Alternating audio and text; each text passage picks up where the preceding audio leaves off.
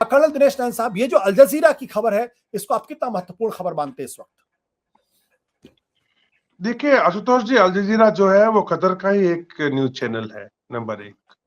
Number दूसरा, इस तरह की कोशिशें कि हमास के अंदर और इजराइल के अंदर जो है आपस में ये सीज फायर हो जाए, ना सिर्फ कतर बल्कि मिस्र और जो जॉर्डन है ये भी कोशिश कर रहे थे। यही कारण था कि जब अमेरिका के राष्ट्रपति जो बाइडेन आए थे तेल अवीव में, यानी इजराइल आए थे, तो उनका नेक्स्ट दिन दौरा जो था वो जॉर्डन में होना था। और वहां पे इनको जो वेस्ट जो आपका जहाँ पे अपना पैलेस्टाइन है, उस एरिया के जो अपना खासकर इनके प्रेसिडेंट है महमूद, शायद महमूद आई थिंक, उनका, हाँ, और उनका जो किंग है अब्दुल्ला, और साथ में सीसी जो प्रेसिडेंट है इनकी मीटिंग होनी थी। और उससे ठीक पहले वो हॉस्पिटल वाला वाकया हो गया, जिसके अंदर बोला तो गया था कि 500 करीब लोग मारे गए, लेकिन अंदर की बात निकल के ये आ रही है कि मात्र 50 लोग मारे गए हैं। और प्रोपेगेंडा बहुत हाई तरीके से हुआ है, इसलिए बात धीरे धीरे ठंडी पड़ गई। मेरा कहने का मकसद ये है कि ये सब करा धरा तो है ईरान का, कतर का भी इसमें कहीं ना कहीं साथ तो था ही। अब इन लोगों ने हमला तो करा दिया, हमास ने हमला भी कर दिया। अब इस हमले के बाद में जिस तरह के से रिएक्शन आया इजराइल का, शायद उतना रिएक्शन एंटिसिपेटेड नहीं था। इनको लगा था कि यह मुद्दा वापस से उठ जाएगा, इंडिया वेस्टर्न एशिया और यूरोप से जोड़ने वाला रेल कॉरिडोर जो है वो मुद्दा भी एक बस्ते में चला जाएगा। अब्राहम अकॉर्ड के अंतर्गत जो अमेरिका कोशिश कर रहा था सऊदी अरब और इजराइल के बीच में आपस में एक अच्छी दोस्ती बनाने की, वो भी ठंडे बस्ते में चला जाएगा। और पैलेस्टाइन का मुद्दा जो एक तरीके से सो गया था वो वापस से उठ के आ जाएगा। अब जिस तरीके का था, उन्होंने ये एक्सपेक्ट नहीं किया, कि सोचा नहीं था इस बारे में शायद कि इसको दुनिया एक टेररिस्ट अटैक के रूप में लेगी, ना कि एक फ्रीडम फाइटर के रूप में। और वो वैसा ही हुआ। अब ये तो कह रहे हैं इनकी अभी ठीक है, हम बंधक भी वापस कर देगा हमास, और ये सब कुछ सीज फायर आपस में करा देते हैं, लेकिन इजराइल नहीं मानेगा। इजराइल मानने को तैयार नहीं है, चाहे कितना भी प्रोपेगेंडा वॉरफेयर हो, हाइब्रिड वॉरफेयर के अंदर।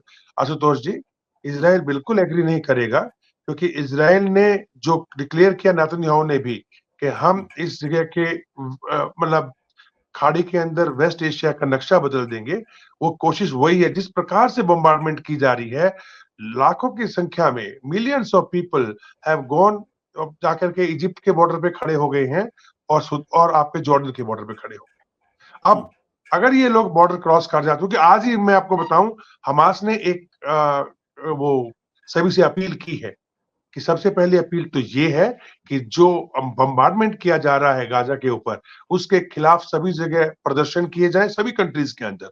और दूसरा ये है, दूसरा स्टेटमेंट बड़ा सीरियस है सोचने का, कि इजिप्ट और जॉर्डन को कहा जाए कि वो अपने बॉर्डर खोले। अब इजिप्ट और जॉर्डन अपने बॉर्डर नहीं खोलेंगे, बिकॉज अगर इन्होंने बॉर्डर खोले और ये मिलियंस ऑफ पीपल इस तरफ शिफ्ट हो गए, तो ये वापस कभी गाजा में और दूसरे लोकेशन पे नहीं पहुंच पाएंगे जहां पे अभी पैलेस्टाइन लोग रहते हैं।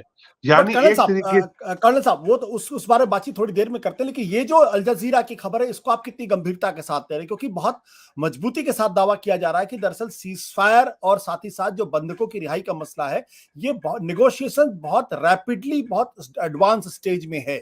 आपको युद्ध विराम की कोई उम्मीद दिखाई पड़ रही है या नहीं दिखाई पड़ रही है? नहीं, इसलिए नहीं दिखाई पड़ रही आशुतोष जी, बिकॉज आज ही, जैसे कि आप बता रहे थे थोड़ी देर पहले ही, आज ही रशिया के अंदर हमास का एक सीनियर लीडर और विदेश मंत्री ईरान के, इनकी सबकी एक मीटिंग हुई। हालांकि रशिया ने इसको रिफ्यूज किया कि क्रेमलिन में नहीं हुआ है, ये भारी भारी भारी लोगों की कोई मीटिंग हुई है। लेकिन उस मीटिंग के अंदर जो खबरें निकल के आ रही वो ये थी कि ईरान चाह रहा था कि जितने भी बंधक हैं वो रशिया अपने पास ले, जिसको शायद रशिया ने रिफ्यूज किया। फिर बाद में ईरान ने जो है वो बताया कि हमास कह रहा है कि वो बंधक जो है छोड़ना चाहता है, और हमास जो है वो ईरान को बंधक दे देगा। यानी हमारा ध्यान 1979 की तरफ चला गया। 1979 में अगर आपको याद हो, सेम चीज हुई थी, लेकिन हुआ, उसका रिजल्ट ये निकला था कि जो अमेरिका के उस टाइम के राष्ट्रपति थे उनको अपनी सीट गंवानी पड़ गई थी, वो हार गए थे उसके बाद। तो जो बाइडेन के लिए खतरा होगा अगर ऐसा कोई हरकत होता है तो ऐसी सिचुएशन जब डेवलप हो रही है, जिसको अमेरिका और रशिया दोनों पढ़ रहे हैं, सॉरी इजराइल दोनों पढ़ रहे हैं। दूसरा साथ ही साथ देखिए आज कल अमेरिका की धरती से ईरान के विदेश मंत्री ने अमेरिका को धमकी दी और हिजबुल्लाह ने कहा कि अमेरिका के हाथ काट देंगे, राइट। और उसका बदला आज सीरिया के अंदर जितने भी ईरान की जो रिपब्लिकन गार्ड कोर है, उनके जो हेडक्वार्टर्स थे जहां पे उनके हथियार वगैरह थे, बहुत बुरी तरीके से बम्बार्डमेंट की गई। और जितने भी एयर बेसिस हैं अमेरिका के, वहां पे ट्रुप्स मूव कर दिए गए, रीइंफोर्समेंट आ चुकी हैं।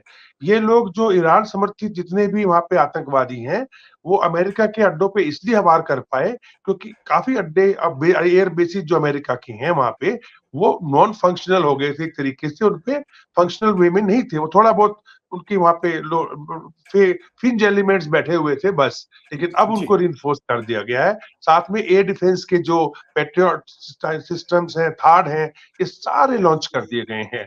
तो मेरा इसलिए मानना है कि जो कतर कह रहा है, कोशिश कर रहा होगा, कतर भी अपना नाम लाना चाहेगा बीच में कि मैं भी हूं इस पूरे गेम में, तो ठीक है। बट सीरियसली देखा जाए तो मैं नहीं मानता कि अमेरिका और इजराइल के उसके इंटरेस्ट में है अभी, या उनकी प्लानिंग के अंदर कहीं ये है कि वो अब हमास को छोड़ेंगे किसी भी हालत के अंदर।